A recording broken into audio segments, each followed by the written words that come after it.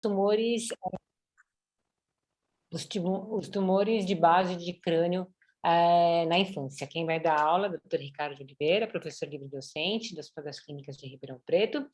E, como moderadores, eu vou chamar aqui o Dr. Jorge Lise, que é professor de neurocirurgia do Hospital das Clínicas da Universidade Federal de São Paulo, do Rio Grande do Sul. Ele também é chefe de serviço de neurocirurgia pediátrica do Hospital da Criança de Santo Antônio, da Santa Clara de Porto Alegre. A gente tem também o professor Matheus, que é professor assistente de neurocirurgia da Universidade Federal de São Paulo, e a professora Eliana Caran, que ela é chefe de setor de oncologia pediátrica da Unifesp, e ela também é oncologista do GRAAC. Então, o tema de hoje é bastante interessante, né? São doenças muito raras e que muitas vezes são bastante desafiadoras para nós neurocirurgiões pediátricos. Ricardo, muito obrigada. Por favor, pode começar. Ô, Patrícia, obrigado pelo convite. Pior que eu não posso nem reclamar, porque, na verdade, o tema aí a gente acabou discutindo e foi esse o tema. Eu vou compartilhar minha tela aqui, só um segundinho. Mas eu acho que era um tema que talvez é pouco falado no nosso meio e é bom porque a gente vai tentar abordar ele de uma maneira mais didática. Bom, Patrícia, só me dá um alô aí, tá tudo bem aí? Tá vendo a minha tela, tudo, né? Matheus ou Patrícia, alguém tiver com áudio aí, só me dá um alô. Ótimo, tá certinho. Tá.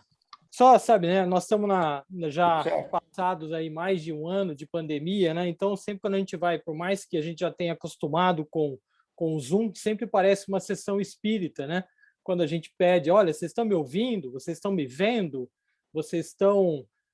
posso compartilhar? Então, assim, bom, agora estou vendo que está tudo ok, então a gente pode começar a nossa aula. Então, o tema, como eu lhes disse, os tumores da base de crânio na infância.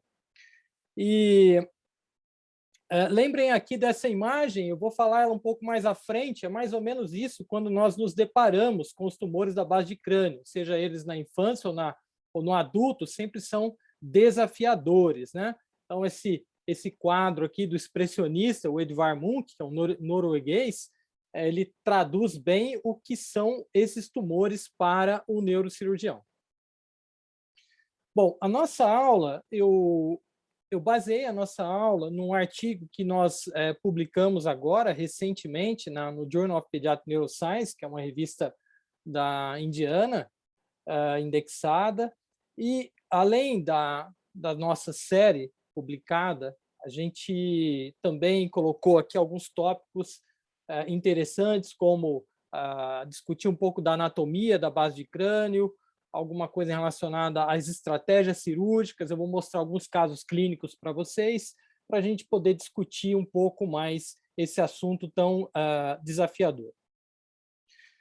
Quando nós falamos da anatomia, de uma forma geral, vejam só, a anatomia ela surge como um estudo no terceiro século antes de Cristo, na região da Alexandria, na Mesopotâmia, no Egito, quando, na verdade, a anatomia, o estudo anatômico, ele era direcionado apenas para a investigação de órgãos provenientes de animais. Isso ficou bastante claro com Galeno. Inclusive, Galeno ele escreveu uma série de manuscritos chamado Corpo Galênico, e na nossa área, em especial, aí, há uma investigação também em animais. Aqui, nós estamos falando, até alguns séculos após Cristo, não se falava em estudo anatômico de cadáver, eram apenas animais que eram vivissecados. E coube a Galeno, entre outras maravilhosas introduções aí que ele deu à medicina, principalmente associando o estudo, o diagnóstico, a filosofia, também Galeno definiu as meninges, a medula, que a medula era, sim, conectada ao sistema nervoso, ao cérebro.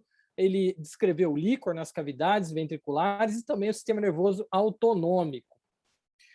Aí nós entramos um pouco aí na Idade Média, onde os ensinamentos de Galeno ainda eram muito fortes, e aqui dois destaques, Mondino de Luz e Guido de Viano, dois italianos que começam a mudar um pouco o conceito da anatomia, já traduzindo para o estudo em humanos, até que vem finalmente a Renascença com uma série de grandes nomes, né, que vocês estão vendo aqui, Donatello, que foi considerado o primeiro artista que dissecou cadáveres, Michelangelo, com belíssimas ilustrações, Eustáquio, Vesalius, que tem um livro belíssimo de anatomia, e, obviamente, Leonardo da Vinci, como vocês estão vendo aqui uma ilustração, aqui a base do crânio, em que, pela primeira vez, nós tivemos esse estudo saindo da comparação do animal com o ser humano. E depois, a partir do século XVIII, vieram estudos relacionados aí à neurofisiologia para o conhecimento melhor dessas estruturas que compunham a base do crânio.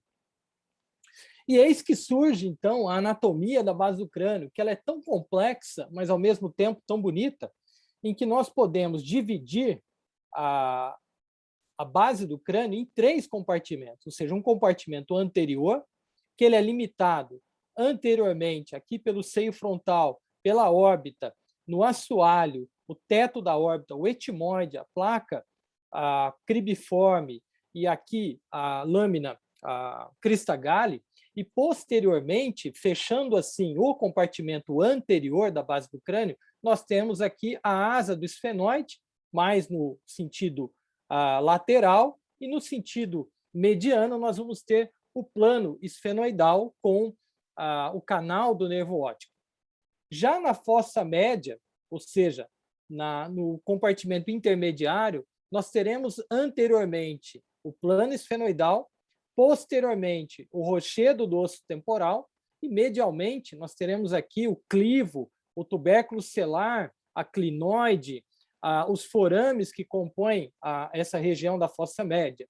E o compartimento posterior, ele é formado, então, anteriormente pela base, pelo básio e pelo clivo, lateralmente pelos ossos que compõem o rochedo temporal e, posteriormente, pela escama occipital, limitado superiormente pelo seio transverso e lateralmente pelo seio sigmoide. Então, essas estruturas, que eu as nomeei para vocês, compõem 3 elementos que nós podemos definir, então, num compartimento anterior, médio e posterior. E, obviamente, cada um deles existem forames, como vocês estão vendo aqui, que deles saem do crânio nervos e artérias, muitas delas entram aqui, no caso, a carótida, principal delas, a vertebral aqui pelo forame magro, e os seios venosos que compõem, então, a base do crânio, ou seja, são os forames neurovasculares.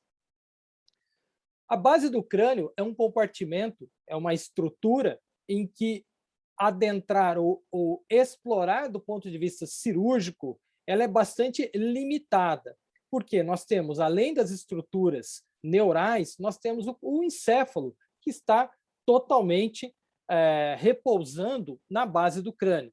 E isso, obviamente, nos leva a algumas dificuldades nos acessos cirúrgicos.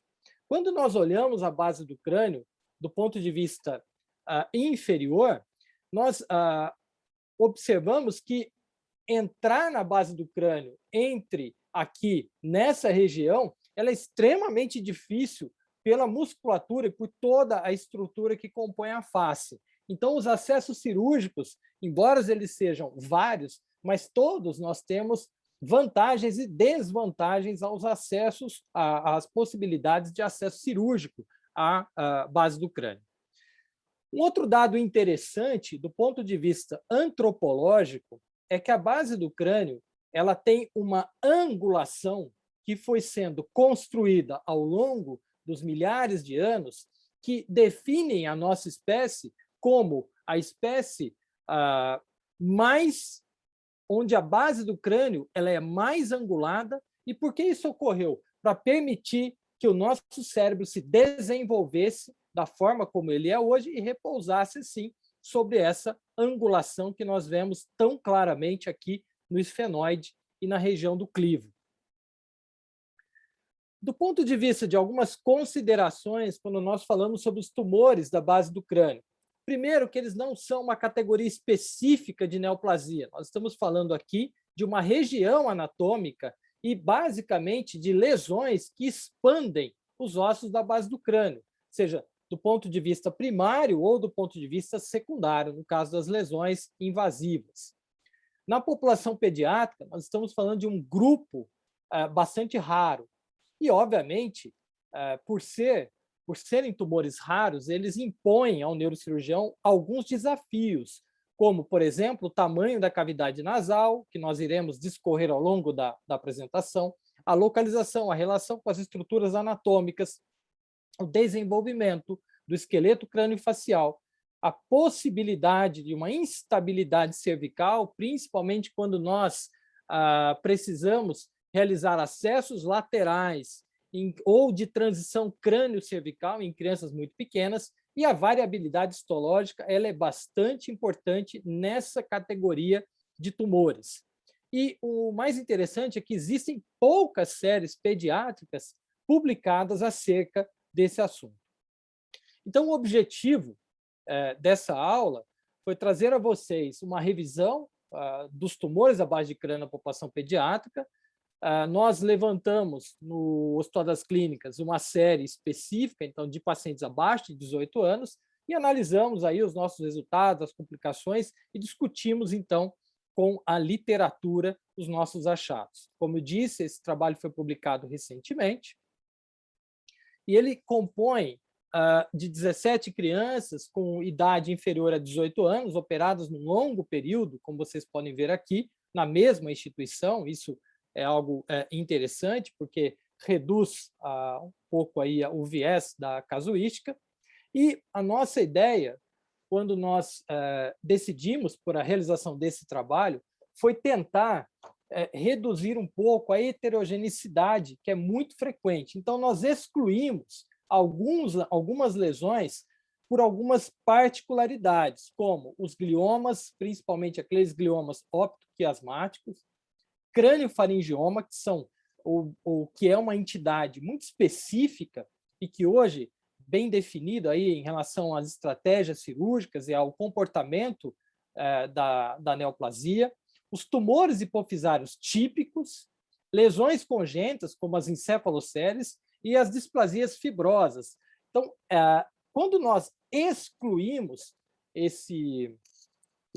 essas lesões, sejam elas neoplásicas ou não, nós reduzimos bastante o número de trabalhos que efetivamente analisaram tumores da base do crânio na infância. E, para isso, nós fizemos uma seleção que apenas trabalhos com mais de 10 casos seriam analisados. Por quê? Porque nós temos uma infinidade de trabalhos publicados na literatura de relatos de casos ou de séries muito pequenas, abaixo de 5 pacientes. Então, a nossa série ela se compôs, na sua média de idade, em torno de 10 anos, variando aí de 8 meses até 17 anos. Como já previsto, o anatomopatológico revelou uma heterogeneidade relativamente importante, mas um dado interessante é que a maioria dos pacientes eram tumores benignos da base do crânio na população pediátrica. Outro dado interessante é que a maioria apresentou-se na fossa posterior, em 58%, e o acesso que nós mais utilizamos foi o acesso retrosigmoideu. A ressecção foi obtida em 6 casos total, isso eu vou discutir também um pouquinho mais para frente, e o nosso período de acompanhamento ele é longo, com uma média de 72 meses, até pelo período analisado nesse estudo. Nós utilizamos a radioterapia em 6% e associado quimioterapia em 17% dos casos. As principais complicações dessa série foram associadas a déficits de nervos cranianos, como, por exemplo, o nervo facial e também alterações relacionadas à audição.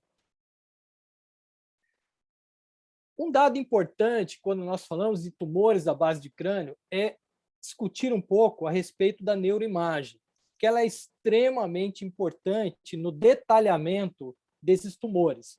por conta, primeiro, a tomografia de crânio. Hoje, nós dispomos da tomografia de crânio 3D, que nós podemos realizar reconstruções ósseas e analisar do ponto de vista do computador em 3D, em todo o ângulo possível.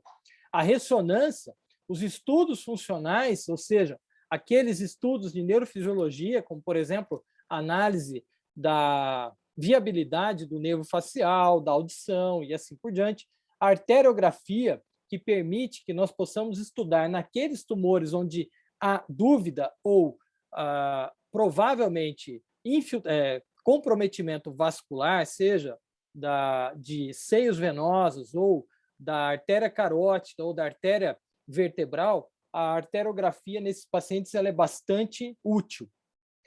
Obviamente, a análise anatômica, de modo que a gente possa identificar se o tumor é um tumor primário ou um tumor secundário, se ele tem uma invasibilidade óssea, isso leva a uma maior agressividade da neoplasia, e também o comprometimento vascular. Discutir, em alguns casos, a embolização pré-operatória, como eu também vou mostrar para vocês logo à frente, e, principalmente, discutir com a equipe a melhor estratégia cirúrgica. Aqui um exemplo de duas tomografias demonstrando um tumor selar, levando aqui um remodelamento ósseo, indicando um crescimento lento. Aqui uma outra imagem, onde vocês identificam uma destruição óssea da base do crânio, levando, então, uma possibilidade de uma neoplasia mais destrutiva, maligna, no caso aqui um sarcoma. E quando analisamos a ressonância, nós também podemos identificar a substituição da infiltração óssea, como vocês estão vendo aqui nessa sequência, num carcinoma, num paciente com tumor na base do crânio. Obviamente, a ressonância ela permite que a gente também possa inferir a questão da invasão dural, a invasão do parênquima pela neoplasia, mais uma vez, se é um tumor de crescimento lento ou não, a relação com as estruturas, como eu já mostrei a vocês, os forames da base do crânio, a relação com a órbita, com o nervo óptico, com o seio cavernoso, ou seja, isso é extremamente importante que sejam analisados todas essas variáveis para que assim nós possamos discutir a melhor estratégia cirúrgica para abordar essas lesões. Aqui o envolvimento da artéria carótida por uma lesão e o do seio cavernoso também.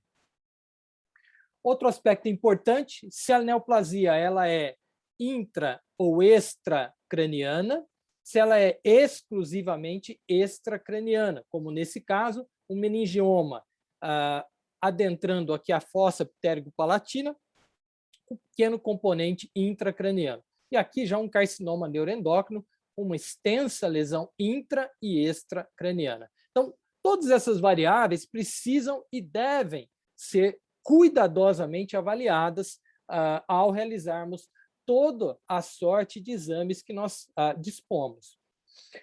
Efetivamente, quando nós avaliamos a cela aqui para definir acessos, principalmente endonasais, é importante, principalmente na população pediátrica, também vou falar isso um pouquinho mais à frente, da distância entre as carótidas, da relação da lesão com o seio cavernoso, da patência ou não do seio esfenoidal. São fatores fundamentais para a discussão aí e a decisão de um eventual acesso endonasal.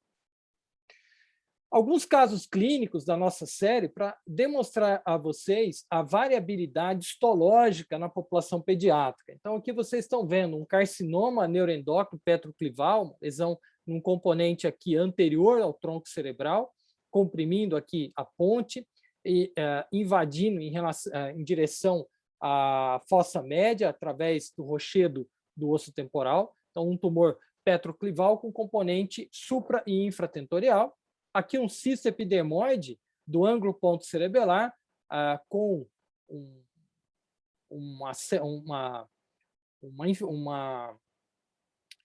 uma invasão aqui do cavo de Meckel, aqui através em direção à fossa média. Aqui um meningioma do forame jugular, vocês estão vendo aqui, bem interessante também, num adolescente. Um caso que depois eu vou mostrar detalhadamente, um adenoma, que é um adenoma invasivo de células de Krupp, que é um adenoma produtor de ACTH, um osteoblastoma do rochedo do temporal, um fibroma ossificante, aqui um sarcoma fibromixoide, uma lesão grande envolvendo a fossa média, um sarcoma de Ewing, envolvendo a fossa anterior, e lesões benignas, como um chivanoma do gânglio geniculado, vocês estão vendo aqui também, junto à fossa média, aqui no rochedo do temporal, e aqui uma neurofibromatose do tipo 2, com a presença de um neurinoma bilateral, que é bastante característico dessa entidade. Quanto à estratégia cirúrgica, após a avaliação neuroradiológica detalhada, nós temos que analisar quais são os equipamentos e o seu treinamento em cirurgia de base de crânio. Por quê?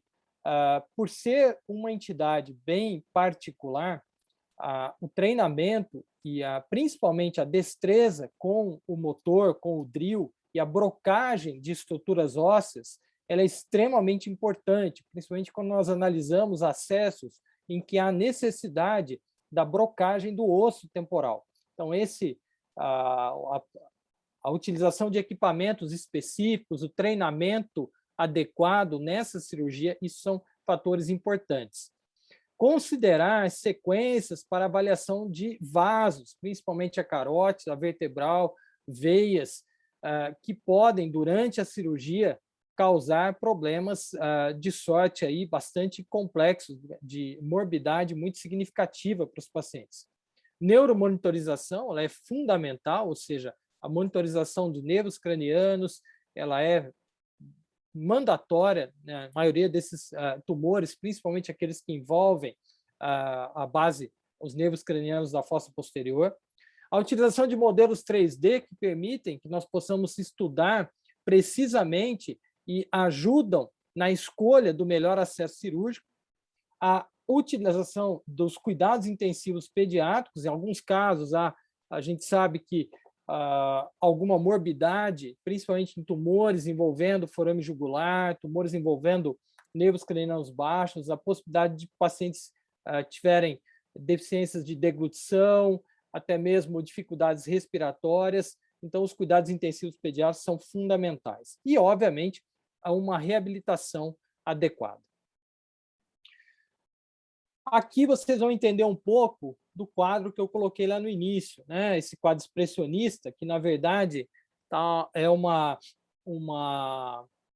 controvérsia se aqui havia uma alteração mental, aí, já que a família e mesmo o pintor, o Edvard Munch, tinham problemas psiquiátricos, então há notória associação com um quadro de ansiedade e depressão, mas há uma corrente que diz que, na verdade, coincide com o descobrimento de Thomas Edison da lâmpada. E esse formato seria, então, uma alusão à lâmpada, ou seja, a um espanto da eletricidade. Então, fiquem aí com as duas interpretações. Mas o mais importante é que, quando nós avaliamos um tumor de base de crânio, sempre nós temos que discutir as possibilidades de estratégia cirúrgica. Por quê? Principalmente na população pediátrica, isso foi algo que nós avaliamos na nossa série, a utilização de acessos combinados, em que há uma menor morbidade. Nós sabemos que o rochedo do temporal é um osso que delimita aqui a fossa média e a fossa posterior, e os acessos, principalmente as petrosectomias, os acessos pré-retrosigmoide, são muitas vezes vem associado a uma morbidade significativa. Então, considerar alguns acessos combinados, as lesões, principalmente que têm componente supra e infratentorial. E outros acessos, como os acessos órbito-fronto-cigomático, que é uma variação da craniotomia pterional, Os acessos laterais, principalmente na face anterolateral do tronco cerebral, os acessos à fossa craniana anterior, em que hoje, sem dúvida, o acesso endonasal ele vem sendo mais utilizado, mas não esquecer também, em alguns casos, o acesso transfacial. Quando nós avaliamos um acesso cirúrgico, é importante ter em mente a angulação, ou seja, dependendo da quantidade de osso que nós removeremos, por isso a importância da utilização da brocagem com drill, nós teremos corredores para operarmos essas lesões, localizadas, então, numa região profunda e específica na base do crânio. E isso leva sempre um dilema. Então, vocês estão vendo aqui, à minha direita, uma alusão, isso é um brasão, para quem nunca viu, é um brasão em que as cruzadas espanholas elas tinham, em que nós temos aqui 3 aspectos. A cruz, que corresponde, na época, à igreja, ou seja, a questão da Inquisição, a igreja era o órgão que decidia quem ou não passaria por uma inquisição, a espada, que corresponde à justiça, ou seja, aquelas pessoas que seriam julgadas pelo possível crime pela Inquisição, e aqui vocês estão vendo um ramo de oliveira, que significava aqueles que eram perdoados ou que acreditavam e se recompunham aí. Então, a tríade. Mas, na verdade, quando nós falamos estar entre a cruz e a espada, nada mais significa que um dilema. Nós temos um dilema na escolha dos acessos. E isso é muito comum nos tumores da fossa posterior, da base do crânio. Olha só essa imagem e a importância do conhecimento anatômico para que nós possamos operar lesões, principalmente as lesões que comprometem aqui a fossa craniana anterior, a fossa craniana média. Nós temos vários triângulos que permitem acessos entre os nervos cranianos e as estruturas vasculares aos tumores que infiltram essa região. Mas, obviamente, quando nós avaliamos uma imagem, uma ilustração como essa, é muito diferente da prática diária, quando efetivamente nós temos toda a inervação, toda a vascularização da base do crânio passando por aqui e muitas vezes com riscos reais de lesões dessas estruturas. Aqui, uma visão da face lateral, com a saída dos nervos cranianos, principalmente que vocês estão vendo o terceiro, quinto, o sétimo, oitavo, até os nervos cranianos mais baixos, e a relação dos nervos cranianos aqui, trigêmeo e ângulo ponto cerebelar, com a relação, como eu lhes disse, com o osso temporal, e muitas vezes a necessidade da brocagem dessa estrutura, a mastoide, o antro da mastoide, a exposição específica do canal do nervo facial, para que nós possamos operar lesões oriundas dessa região específica. Algo que é fundamental quando nós falamos dos tumores da base do crânio, não só no adulto, como na infância, antes de começarmos a cirurgia, é fundamental que nós possamos entender como nós iremos reconstruir essas grandes ressecções, principalmente ressecções ósseas. Então, a utilização de retalhos pediculados, principalmente quando nós operamos a fossa craniana anterior, gordura que nós removemos da região abdominal, normalmente na região periumbilical, a fáscia lata, e muitas vezes deixamos uma derivação lombar externa como forma de proteger ou de reduzir a incidência de fístulas licóricas no leito cirúrgico. Eu vou mostrar a vocês 3 casos clínicos, 2 e 1 que nós iremos discutir o acesso endonasal. Então, o primeiro é um paciente, uma mocinha de 15 anos, que apresentou um quadro de uma síndrome de Cushing, caracterizando aqui a face puxingoide, uma fratura lombar. Essa criança, esse adolescente, apresentou para a gente como uma apoplexia hipofisária, como oftalmoplegia, e ela foi operada por uma via endonasal. Era uma neoplasia, um componente exclusivamente celular. O diagnóstico demonstrou, na época, um adenoma chamado adenoma de Kruk, que é um adenoma agressivo, com índice de proliferação celular acima de 5%. Foi, então, proposta uma radioterapia para a complementação do tratamento dessa paciente. Após 2 anos, ela progrediu com uma nova lesão e o aparecimento de um exorbitismo, e também a sensação de um formigamento no território de V1 e V2, na face. O exame, eu vou mostrar para vocês, o exame neuroradiológico deixava uma dúvida em relação a um possível meningioma radioinduzido, já visto que ela tinha feito radioterapia prévia. E aí foi optado por uma abordagem órbito-frontozigomática direita, que confirmou tratar-se, de novo, de um adenoma de Kruk com um índice de proliferação celular de 5%. Então, aqui vocês estão vendo a primeira imagem, de se via uma lesão predominantemente celular, aqui com uma infiltração do seio cavernoso, do lado direito, aqui no acesso, numa imagem sagital. E 2 anos após a cirurgia, ela apresenta-se, então, com essa nova lesão, uma lesão envolvendo principalmente a parte do seio cavernoso e posteriormente a tenda, a incisura do tentório, e aí foi proposta uma craniotomia órbito-frontozigomática para ressecção desse tumor, que era, na verdade, uma progressão, uma recidiva, uma progressão de um adenoma de Kruk, e não um meningioma, como nós tínhamos pensado. Um outro caso, também um adolescente de 14 anos, que chega com uma perda auditiva unilateral, progressiva, uma sensação de pulsatilidade no ouvido à direita. E tinha como história familiar uma tia que já havia sido operada aos 32 anos de idade, um glômus da região jugular.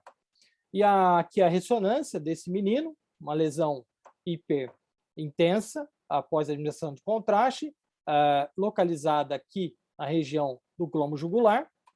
Uma angiografia pré-operatória foi realizada, mostrando uma vascularização importante dessa neoplasia, e, ao mesmo tempo, realizada uma embolização, que vocês estão vendo aqui, foi bastante efetiva, realizando um fechamento aqui, principalmente da faringeia ascendente, que era a principal artéria nutridora desse tumor.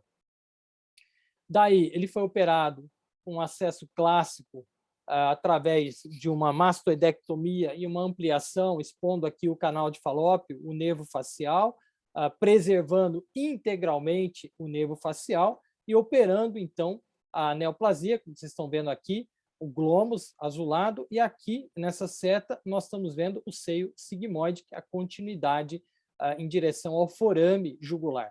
Nessa ilustração fica bem claro a relação do forame jugular com os nervos aqui, o canal auditivo, o tumor, o nervo facial, e a relação do tumor com o seio sigmoide, uma ilustração de um glômus jugular. O pós-operatório, essa criança ficou com uma paralisia facial que recuperou após alguns meses.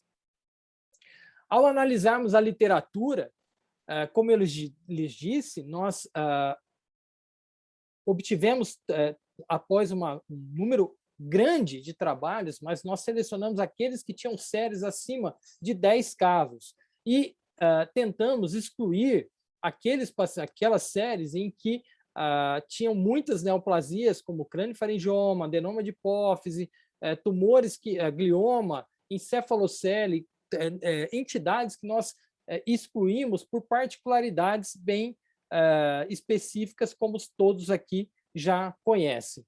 E, com isso, nós conseguimos somar 115 casos com esses trabalhos, e, ao analisar uma análise estatística multifatorial nessa série da literatura, nós identificamos uma maior, em relação ao nosso número, uma ressecção total maior, mas volto a falar, alguns com algumas entidades em que nós não consideramos como lesões específicas neoplásicas da base do crânio.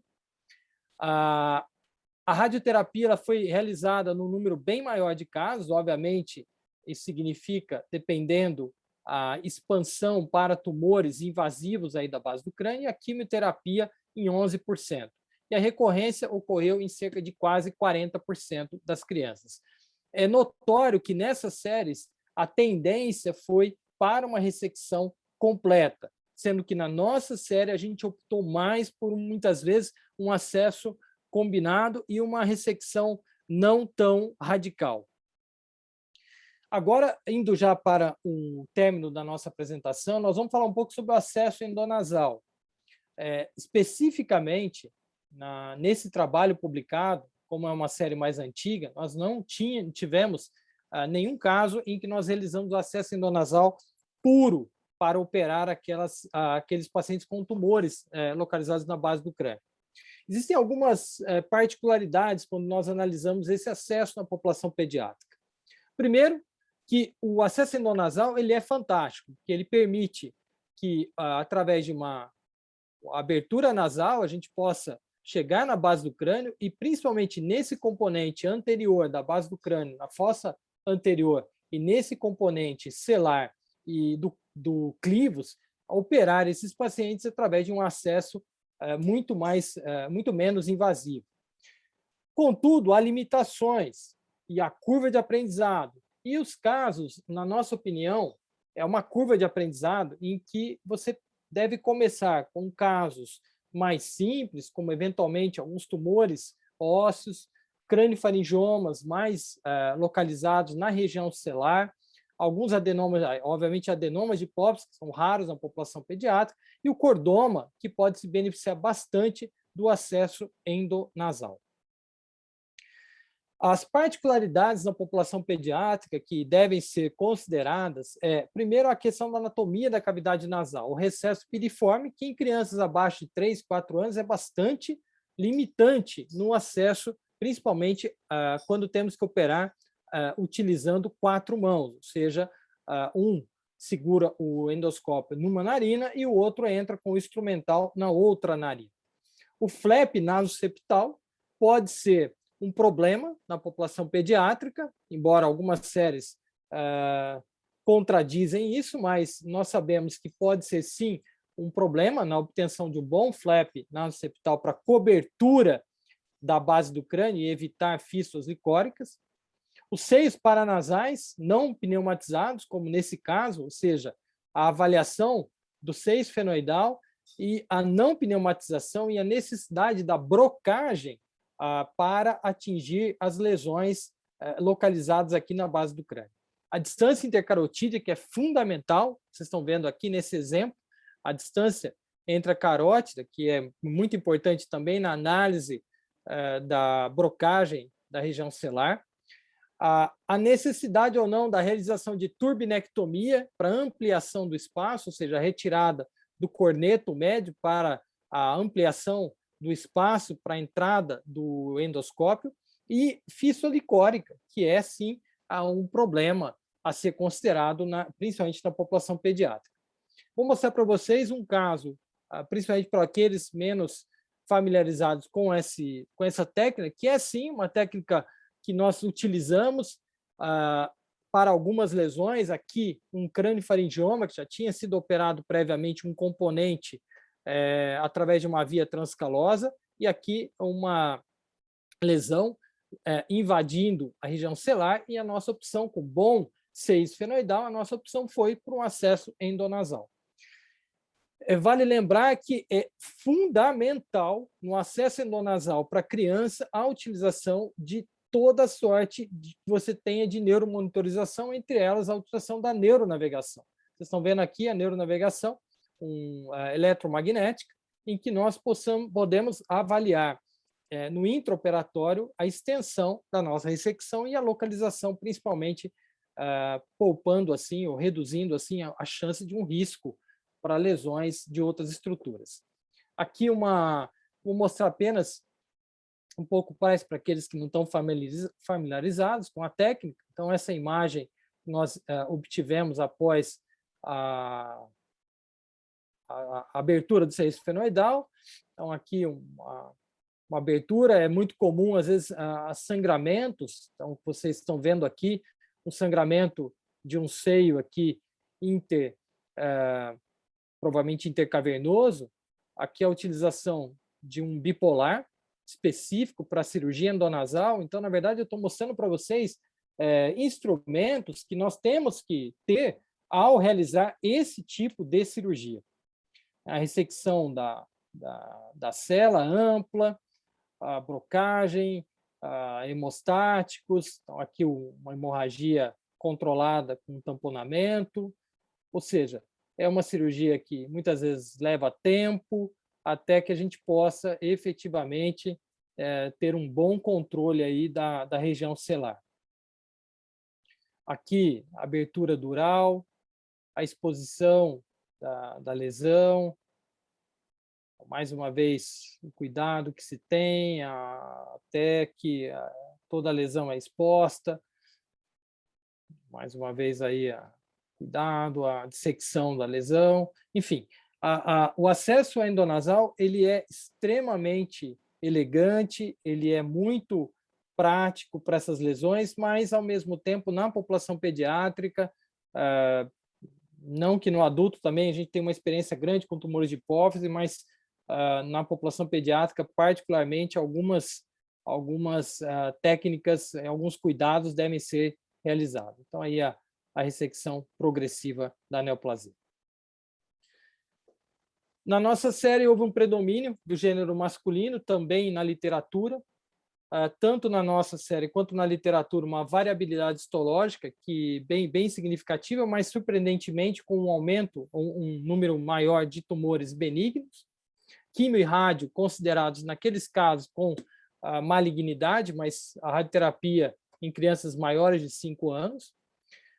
Na nossa série, nós tivemos uma ressecção considerada total apenas em 35%, diferente da literatura, mas vejam só, enquanto na nossa série nós não tivemos nenhuma mortalidade, na literatura a descrição de até 20% de mortalidade, ou seja, há uma relação direta entre um aumento da morbimortalidade com uma maior agressividade em termos de ressecção.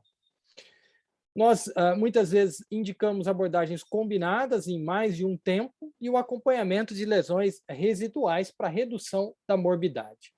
A abordagem endoscópica tem, sim, aumentado o seu espectro de ação, principalmente em algumas lesões, como eu demonstrei para vocês, nos cordomas, nos craniofaringiomas, mas ainda é um desafio, principalmente para aquelas crianças muito pequenas, né? Como eu já também mostrei, a narina, os seios paranasais e uma possível interferência com o crescimento da face.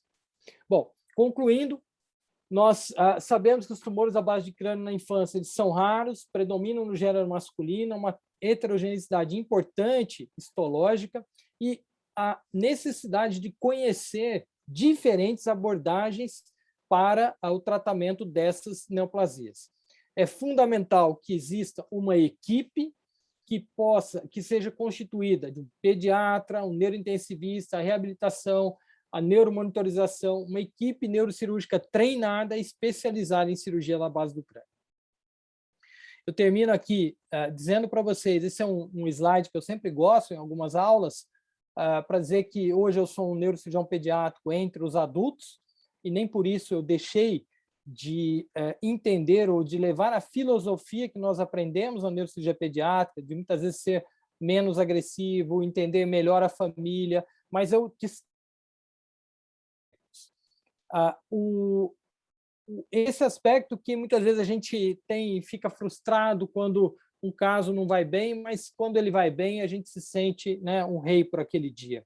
Como dizia o Robin Humphries em 2003, durante o curso em Dubrovnik, um curso da ESPN. A gente entende melhor, conversa melhor com as famílias, entende melhor esse comportamento criança-família, que é muito, muito significativo aí na nossa subespecialidade. É importante que a tomada de decisão ela seja vinculada ao que você espera do pós-operatório no teu paciente, ou seja, equilibrar aí a agressividade, a cirurgia com a morbimortalidade. Nunca deixar de lado a nossa educação, ou seja, sempre procurar aprender mais, fazer curso, ler, principalmente cursos que envolvem dissecção, Agora, a questão da simulação 3D, que veio para ficar e tem nos ajudado bastante. E o mais importante é lembrar que a gente agradecer a nossa profissão e ser alegre sempre. No dia 23 de outubro, nós encerraremos a transição, aí, nós realizaremos a transição para a nova gestão, e fica aí o convite àqueles que não fizeram ainda a inscrição ou que não mandaram o seu caso. Nós teremos uma reunião inédita que nós gostaríamos que alunos de graduação, residentes, apresentassem casos clínicos. Nós vamos selecionar até 15 casos para que sejam apresentados.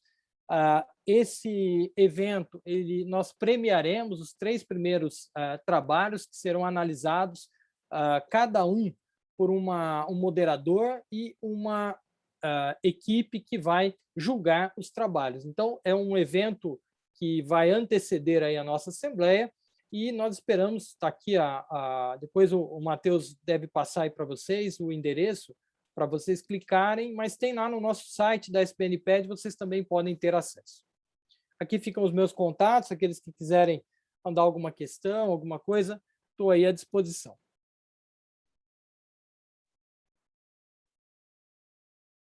Beleza, agora eu consigo ver vocês, não é mais uma sessão espírita em que a gente fica perguntando aí. Não, é sempre muito difícil essas reuniões online, né? Esse é o lado ruim. Ricardo, muito obrigado pela sua aula, parabéns pela apresentação, é um tema realmente muito difícil, muito diverso, a gente tem diversos tipos de tumores, os tumores são muito desafiadores, a gente sabe que a cirurgia dessas crianças pode ser bastante mutilante, né? Então, você vai fazer cirurgia numa criança que ainda tem toda a vida pela frente e um tumor que pode ter consequências muito ruins aí durante o desenvolvimento. Então, eu vou pedir para cada um dos moderadores fazer os seus comentários, as suas questões. Vou chamar primeiro o Dr. Jorge Bise. Dr. Bise, muito obrigada pela sua participação, muito obrigada por aceitar o nosso convite. Fica à vontade. Bom, eu que agradeço o convite aí, parabéns, Ricardo, pela apresentação, belíssima como sempre, bem interessante, bem embasado. Realmente é um tema bem difícil, né? Porque a cirurgia da base do crânio é um tema muito amplo, né? E as patologias das crianças são bem diferentes das patologias dos adultos. Nós, neurocirurgiões pediátricos, temos bastante familiaridade com a base anterior do crânio, né? Com órbita, a gente mexe muito com isso, mas quando a gente vai para outras áreas, né? O acesso retrosigmoide também para nós é bem familiar, mas quando a gente vai para seio cavernoso, né? E que a gente vai para osso temporal, bom, aí as coisas são bem mais complexas e exigem um treinamento bem especial para isso, né? E a gente tem, acho que às vezes a gente pode se assessorar de colegas ou neurocirurgiões que trabalham bastante com isso também, ou o aspecto interdisciplinar, né, de otorrinos, né? E tem otorrino que só faz ouvido, tem otorrino que só faz nariz, então acho que é bem interessante essa interação. E acho que o que tu comentaste é muito importante aí a gente ter equipamentos adequados para isso, material instrumental, e acho que a neuronavegação, nesses casos, muitos casos, ela ajuda bastante, mas ela não substitui a neuronavegação que a gente tem aqui da neuroanatomia, né? A gente tem que, a neuronavegação ele é um auxiliar, a gente tem que ter isso em mente. Ela não vai, se a gente não tiver a neuroanatomia aqui na nossa cabeça, a neuronavegação não vai ajudar. E acho que é importante a gente ver também assim que é uma variedade de tumores muito grande, né, nessa região. Alguns tumores são passíveis de tratamento oncológico, acho que isso é importante. Quero ouvir a doutora Eliana também. Acho que no futuro a gente uma grande esperança, porque a maioria desses tumores a gente não consegue ressecar completamente, né? Então, acho que a gente vai acabar dependendo da evolução do tratamento oncológico, e a gente está vendo isso crescer muito rapidamente com a biologia molecular e com os tratamentos com terapia-alvo, né? Então, a gente já está vendo isso, e acho que A gente vê essas questões das mutações do BRAF, né? Recentemente eu tive uma criança, um recém-nascido, com invasão toda a base do crânio, do seio cavernoso, e na verdade era um neurofibroma plexiforme, numa criança que não tinha estigma nenhum de neurofibromatose, né? E que é uma criança que hoje em dia esses neurofibromas está sendo testado drogas, né? O imatinib. Então, assim, acho que a gente tem uma perspectiva de associação de cirurgia e de tratamento oncológico. Recentemente, eu ainda tenho um paciente internado no hospital, recém-nascido também, com teratoide rabidoide, né? Toda a base do crânio saindo pela região cervical, e que não é uma doença que a gente consiga remover cirurgicamente, né? Então, o tratamento oncológico, embora um prognóstico seja muito ruim, ele é fundamental nesses casos, a gente trabalhar em associação. Eu acho que é isso que eu queria dizer. Parabéns, Ricardo, tua aula fantástica, né? E depois, se tu puder fazer algum comentário sobre isso. Não, Bizzy, eu acho que você fez um comentário perfeito. Eu acho que, assim, nossa, teu comentário é fundamental. Eu acho que, na verdade, a gente, na neurocirurgia pediátrica, os tumores da base do crânio, a gente tem muita familiaridade com os tumores da fossa posterior. Então, aqueles acessos na fossa posterior, principalmente o retrosigmoide, ele não é um acesso tão assim fora de quem pratica, digamos assim, a neurocirurgia pediátrica. Porém, outros acessos fogem um pouco ao padrão de lesão que a gente tem na neurocirurgia pediátrica. E esse comentário que você fez de associar com outros colegas, que, obviamente, dizer, se a gente considerar, principalmente os meningiomas em adultos, a frequência de meningioma em adulto é infinitamente maior que na população pediátrica. Então, a familiaridade com esses acessos, principalmente envolvendo o rochedo, envolvendo o osso temporal, a seio cavernoso, os triângulos, a peeling da fossa média, ou seja, são acessos que o pessoal da base do crânio de adulto estão muito familiarizados. Então, eu acho que essa associação da pediátrica com os adultos para esses tumores, ele é uma associação muito bem-vinda. Eu gostei muito do seu comentário. E, ao mesmo tempo, a gente tem uma mão mais leve também, né? Porque você, em alguns casos, você sabe que pode uma nova chance, fazer um outro acesso, enfim, ter uma segunda chance ao invés de ir para uma cirurgia, digamos assim, meio tudo ou nada, né? Eu gostei bastante aí. Eu acho que teu comentário foi muito bom. E realmente conhecer um pouco da anatomia e associar com essas técnicas que nós temos, como a neuronavegação, mas isso não substitui conhecer aí os acessos, enfim, conhecer toda a anatomia para operar essas lesões. Obrigada, doutor Bizzy, muito obrigada, Ricardo. Agora eu chamo o Matheus. Matheus, desculpa, eu vou fazer uma correção. Ele é professor assistente da Universidade Federal de São Carlos, ele fez residência, né, em Ribeirão Preto, na USP Ribeirão. Eu acabei falando professor assistente da USP Ribeirão, mas ele é professor assistente da Universidade Federal de São Carlos. A gente viu aí, Matheus, que você participou, né, dos trabalhos todos, assim, seu nome está aí no trabalho, no levantamento da literatura, provavelmente você deve ter vivenciado todos esses casos aí também, junto com o Ricardo em Ribeirão. Por favor, fique à vontade aí para os seus comentários, para as suas questões.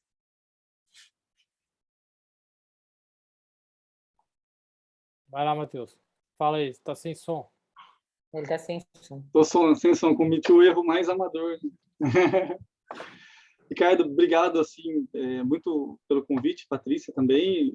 A apresentação foi muito interessante sobre os tumores da base do crânio. Uma coisa que chamou bastante atenção nesse levantamento foi a heterogeneidade das lesões, né? Que no adulto você tem 3, 4 histologias, assim, meningioma, cordoma, chivanoma, entendeu? Varia pouco ali. Na criança foi difícil até selecionar os artigos para revisão, porque é extremamente heterogêneo os artigos. E como o próprio Bizzy falou, né? Tem muito mais casos, tem muito mais lesões malignas que possivelmente e realmente a solução para elas não é a cirurgia só, né? Porque muitas vezes elas são cirurgias mutilantes, não tiram todo o tumor e adiciona uma morbidade grande para essas crianças, né? Nós não vimos aqui na revisão alguns problemas que em outras revisões eles citam que são preocupações, por exemplo, deformidade facial progressiva por conta de mexer na base do crânio. Nós não vimos, mas pode acontecer, né? E uma questão também que eu queria até perguntar levantar essa questão para o Ricardo, sobre o acesso transfacial, Ricardo. Nós vimos poucos e a literatura fala menos. Você acredita que com os acessos combinados e com um acesso transnasal mais frequente, esse acesso tem alguma indicação? Hoje em dia, tem uma indicação maior? Olha, Matheus, os acessos transfaciais, a gente tem um outro caso aí, pediátrico, que a gente acabou fazendo juntamente com o pessoal da cabeça e pescoço, né, que eles chamam de open book.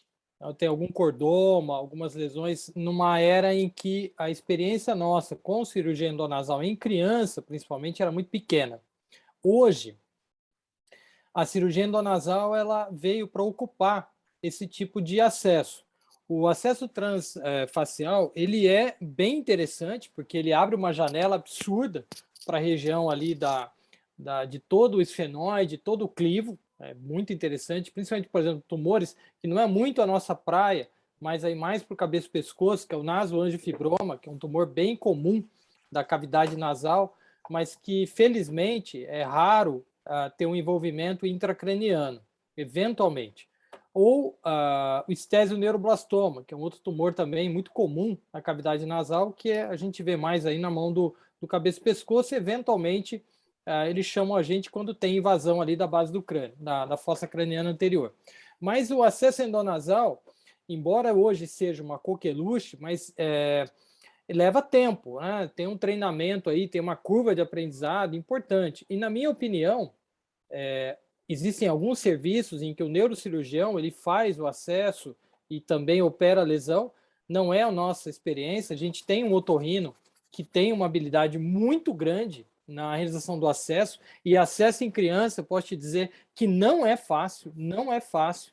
As decisões, às vezes, elas têm que ser tomadas em ressecção ou não do corneto, enfim, da realização do flap nasoceptal no intraoperatório. Então, realmente tem que ter uma experiência boa. Mas, respondendo objetivamente a tua questão, é uma evolução natural, ou seja, as lesões que você hoje consegue fazer pelo acesso endonasal é infinitamente menos traumático para o paciente do que um acesso transfacial. Não tem nenhuma dúvida. Obrigada, Matheus. Muito obrigada, Ricardo. Eu chamo agora a doutora Eliana. A doutora Eliana é nossa parceira lá no GRAAC, né? Ela é grande, na verdade, ela é grande fornecedora desses casos muito desafiadores, né? Desses tumores da base do crânio, que às vezes chegam com atraso diagnóstico muito importante, já chegam tomando, né, metade da face, comprometendo toda a fossa anterior, a fossa média, a fossa posterior. Os casos, às vezes, os casos são muito dramáticos. Então, doutora Eliana, por favor, faça seus comentários, fique à vontade. Eu agradeço muito a oportunidade de estar aqui. Eu falo que eu aprendi muito com a aula do doutor Ricardo e com os comentários, né? Que foi uma aula fantástica. Ele começou desde do histórico da anatomia até chegar nos principais acessos, né? Mas eu só queria fazer uma ressalva em alguns pontos, né?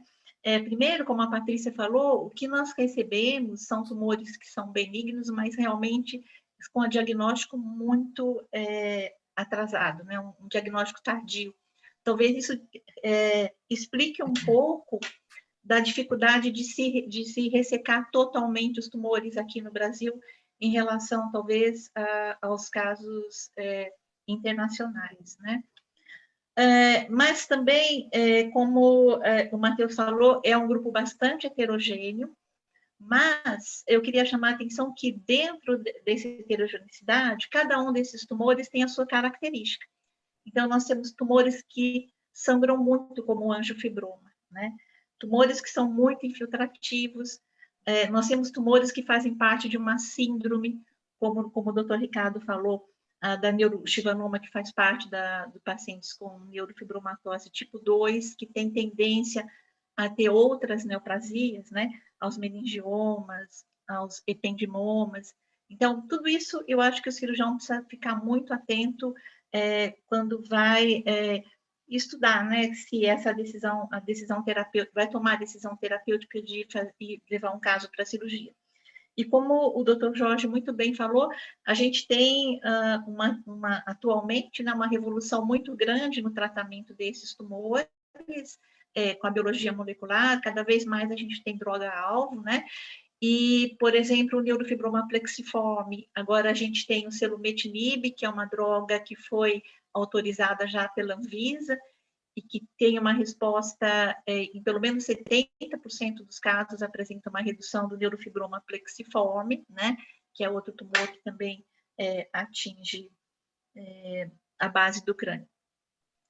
E também, um outro aspecto importante é ver em qual é o momento que está o tratamento desse tumor. Por exemplo, se eu tenho um rabdomiossarcoma parameníngeo que está em base de crânio, eu vou pedir para o cirurgião fazer apenas uma biópsia, depois esse paciente vai para quimioterapia e radioterapia, porque é um tumor que responde muito bem à quimioterapia e radioterapia.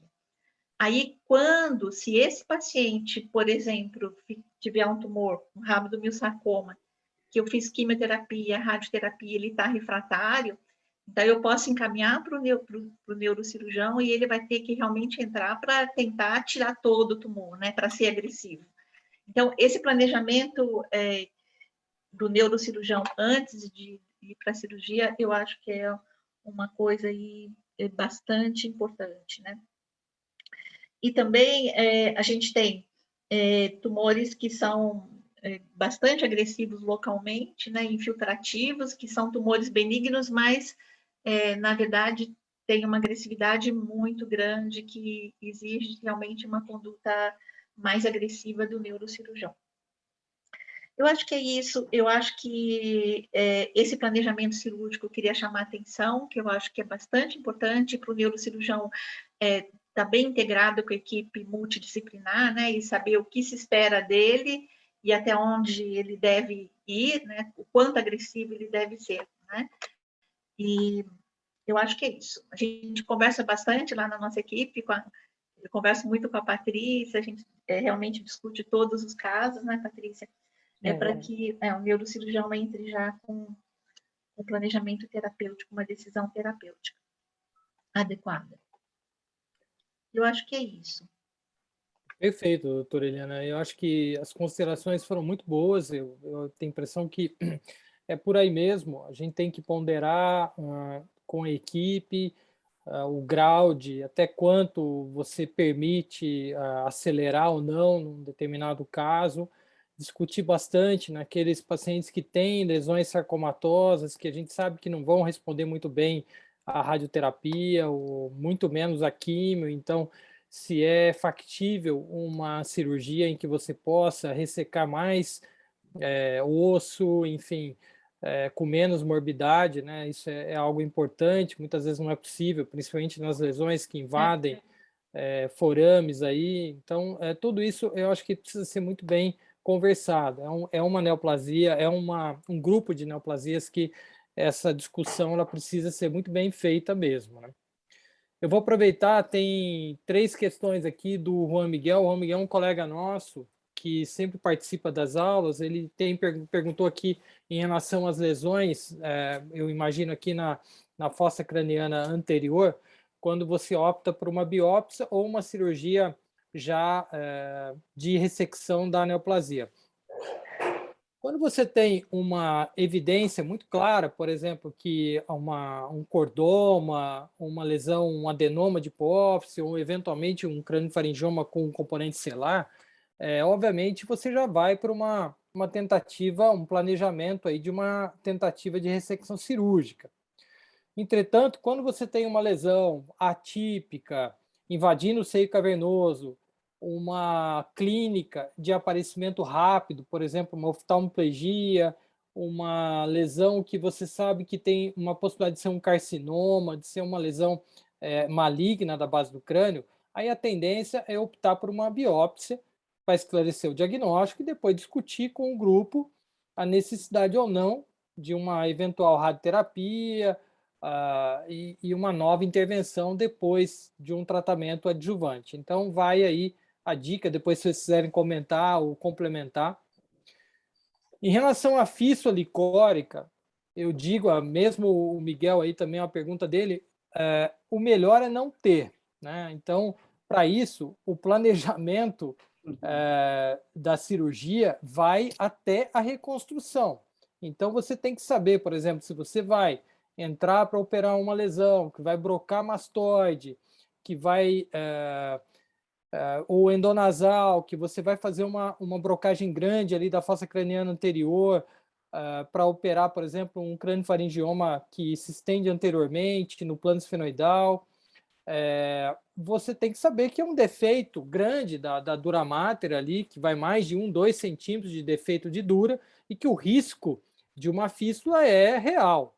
Então, para isso, a reconstrução tem que ser muito bem feita. Mas mesmo assim, em alguns casos, você, mesmo com a reconstrução, você, se tiver dúvida, melhor deixar uma derivação lombar protetora alguns dias até que haja um selo ali daquela região que você operou para minimizar o risco de uma fístula, né? Quais casos de tumores podem ter terapia neoadjuvante antes da cirurgia? Acho que a doutora Eliana depois pode comentar essa pergunta. Quando está indicado a gente, por exemplo, fazer uma biópsia e partir para uma terapia neoadjuvante. E a última aqui do Tiago. Bom, Tiago, boa noite. Opinião dos apresentadores sobre o cordoma de Clivus, tardiamente diagnosticado com extensão da base do crânio, levando em consideração o tratamento curativo cirúrgico dessas lesões. Ressecção mais ampla possível, menos mórbida possível. Bom, o Bísio depois pode comentar aí, o Ricardo, se tiver experiência. Bom, a Patrícia também, obviamente. Em relação ao cordoma, a gente tem uma limitação grande aqui no Brasil, que é a não disponibilidade da terapia com próton. Então, a gente tem que operar esses pacientes, a gente sabe que a chance de recidiva é grande, porque é um tumor eminentemente com infiltração óssea, embora ele seja de comportamento benigno, e o índice de recorrência é muito grande, principalmente na população pediátrica. Sem a terapia de próton, a gente tem que, muitas vezes, indicar radioterapia conformacional, radioterapia estereotáxica, enfim, mas não é o melhor tratamento do mundo. Enfim, é uma lesão bem complicada. Queria saber a experiência aí, Patrícia? Patrícia, Bise, Ricardo? Eu tenho... Bom, muitos casos ninguém tem, mas eu tenho um caso bem particular, que é um menino de 8 anos que tinha um cordoma, que eu operei ele por 3 vias. Uma endonasal, depois o tumor cresceu para um seio cavernoso, operei... Fiz uma órbito zigomática de um lado, depois fiz a órbito zigomática do outro, para descompressão de nervos.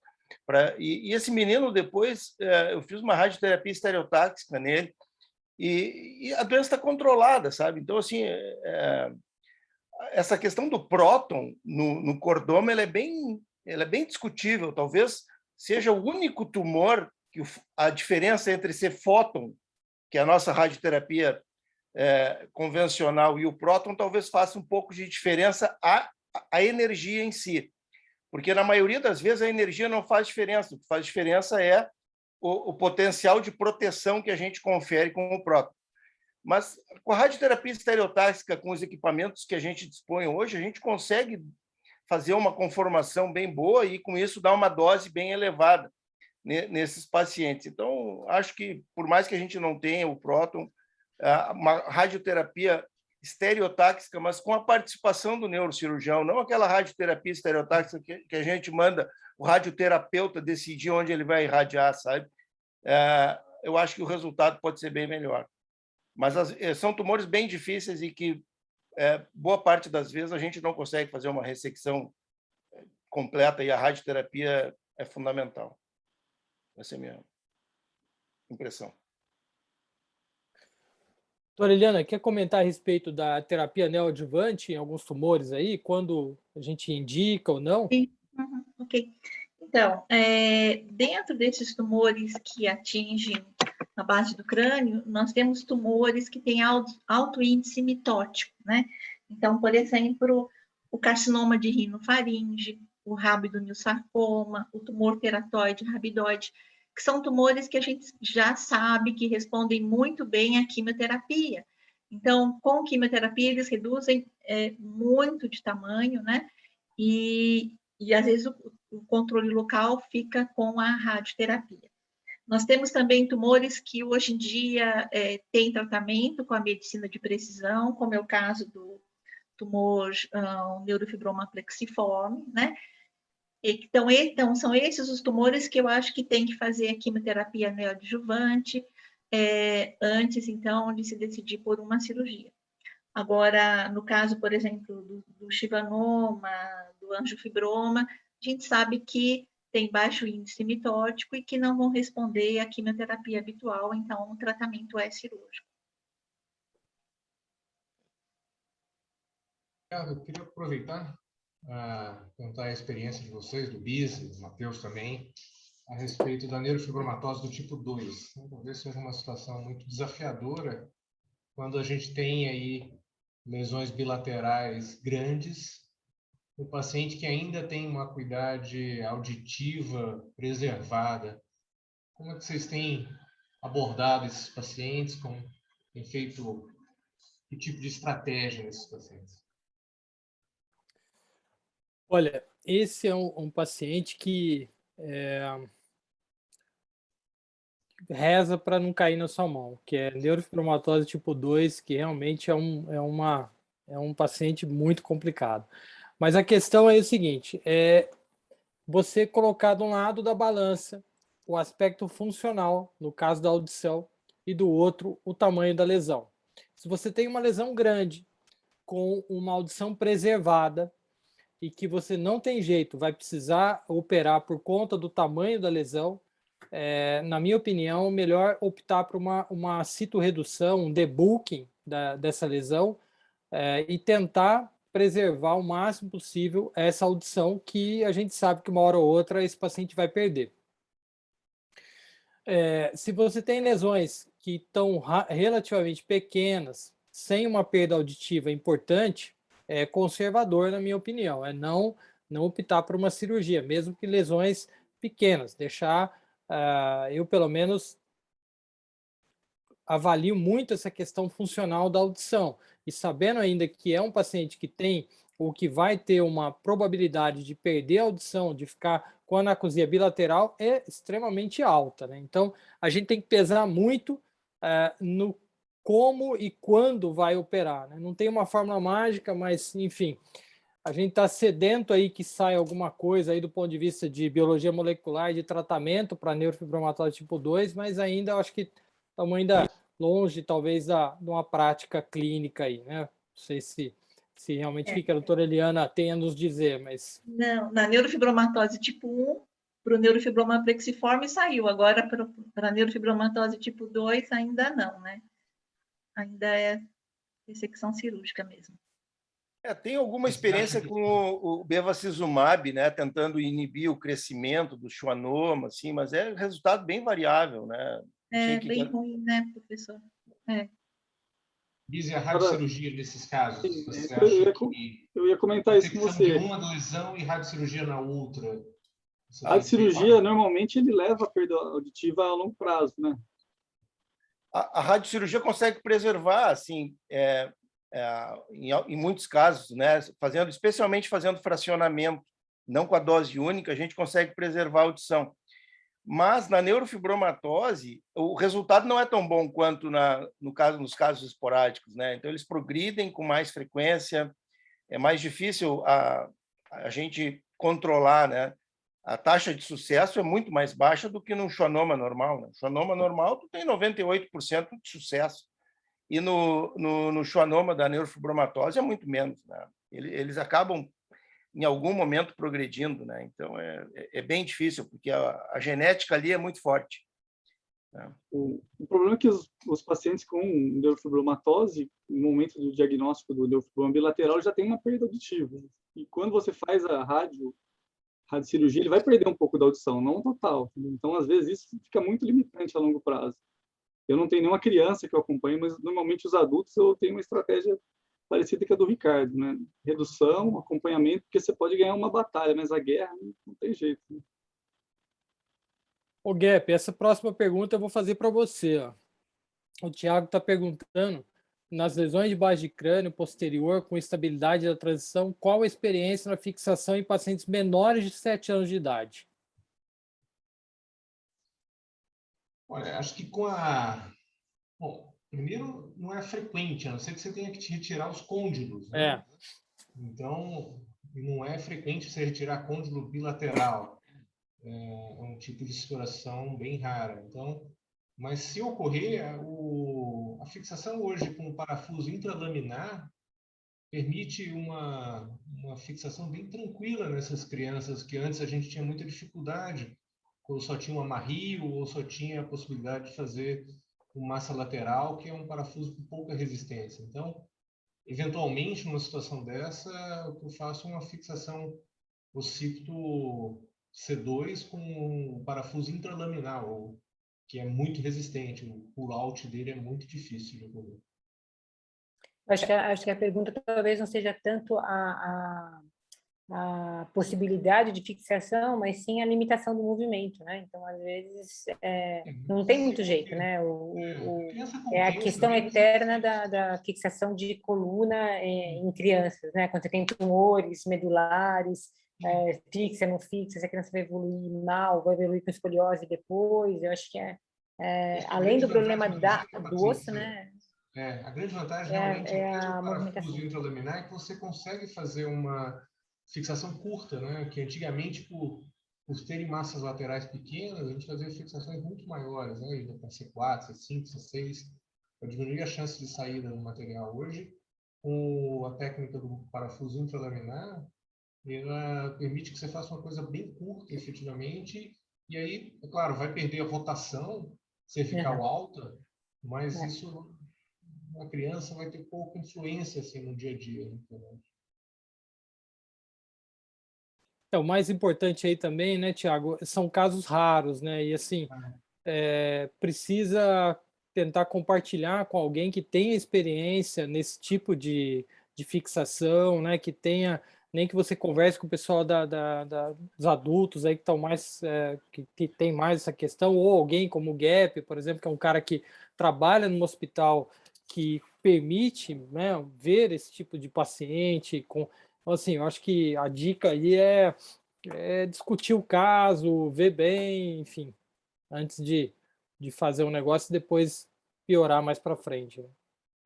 Né? Então, às vezes, você pode até esperar um pouquinho, né? Dependendo da lesão, dependendo do comprometimento da lesão, você pode fazer a abordagem no primeiro momento e ver como é que essa criança vai evoluir, pensar nessa fixação um pouco mais tardio, desde que isso não traga nenhuma consequência, né, para essa criança. Deixa eu só complementar essa pergunta, Gap, com uma outra, vamos ver se você tem. Por exemplo, uma criança com, sei lá, um sarcoma, comprometendo ali a transição crânio-cervical, que você opera, você tem uma suspeita grande que seja uma lesão óssea maligna. Você, nesses casos, opta por esperar o diagnóstico histopatológico, irradiar e depois, eventualmente, fixar ou não? Ou você já fixa e depois irradia? É uma boa pergunta, mas assim, geralmente nesses casos de lesões ósseas malignas, a gente acaba fazendo primeiro uma biópsia para entender efetivamente que tipo de lesão é. Então, o primeiro passo começa sempre com a biópsia. Apesar da biópsia por agulha ou biópsia guiada pela CT poder dar uma informação não tão precisa às vezes, mas escolhendo bem o alvo, acho que é o primeiro passo. Né? Depois disso, aí depende do resultado, né? Se é quimiosensível, se é radiosensível, qual é o tipo de lesão que a gente tem alguma possibilidade de redução da massa com um tratamento pré-cirúrgico, né? O Ewing responde a algum tratamento pré-cirúrgico bem, então a gente consegue delimitar um pouco mais a lesão, para aí ver realmente o que fica de instabilidade. Né? Uhum. Bom. Só em questão de neurofibromatose, nós operamos um rapaz com lesão bilateral, um adolescente, e ele saiu com lesão facial bilateral, e foi muito interessante, porque nós fizemos uma reconstrução masseter facial bem precoce, e ele recuperou muito bem num lado. Quando fizemos o segundo lado, o masseter dele estava cheio de neurofibroma, e fizemos mesmo assim a anastomose masseter facial, e mesmo assim ele recuperou a motricidade facial. Então foi... Neurofibromatose é um desafio. Quando a gente abriu e viu o nervo cheio de neurofibroma, eu falei, não vai dar para fazer uma anastomose, mas funcionou, interessante. Eu tenho ficado impressionado com o resultado da anastomose massetérico facial. Eu acho assim fantástico o resultado, e especialmente em crianças, assim. E com lesões tardias, às vezes, que a criança tem uma lesão facial há muitos anos e tem uma ótima recuperação. Eu acho que é uma técnica muito excelente. Muito desagradável, né? A antiga anastomose hipoglossofacial, na criança ainda que tem desenvolvimento de linguagem, deglutição, uma série de fatores, era muito desagradável. Então, uma CT facial tem sido bem interessante. E em criança, eu tive a oportunidade de operar até uma criança com 3 anos de lesão, e ela recuperou motricidade facial parcial, mas recuperou. Beleza. Queria só fazer uma última pergunta para todos vocês. Vocês têm alguma experiência com embolização pré-operatória desses tumores? Aqueles meningiomas gigantes da base do crânio, que a gente sabe que vai sangrar, né?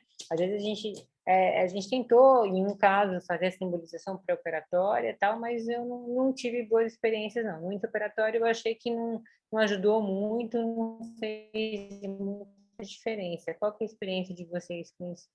Algum caso que vocês tenham mandado embolizar antes? Amanhã mesmo a gente vai operar um meningioma gigante, na verdade, o meningioma do trigêmeo, de V2, e ele se estende para a fossa anterior, assim, para a órbita, um tumor enorme. Assim. A gente tentou, numa primeira abordagem, fazer embolização para ver se isso reduzia o sangramento, se reduzia um pouco o tumor para facilitar a cirurgia.